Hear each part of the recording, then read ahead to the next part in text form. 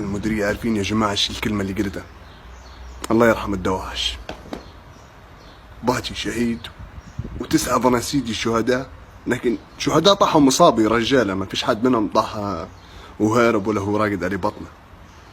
عارف عليش ترحمت على الشهداء؟ على سبة كانوا عاتقيننا من جماعة المكاتب، من حقش فيه، من حقه في الرجالة بس في الميدان. نعدي للمديرية بش أنا نعدل مرتبي، يقولوا لي عليك 18,000. المديرية تبي مني أنا 18,000؟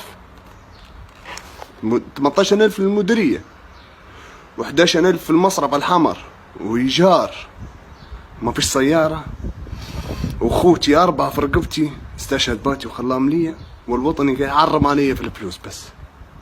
المهم أنا الدولة والله ما عاد نبي، والله ما عاد خادم فيها، ولا عاد نبي منها حاجة، وذين أوراقي كلن تقاريري ما يثبت إني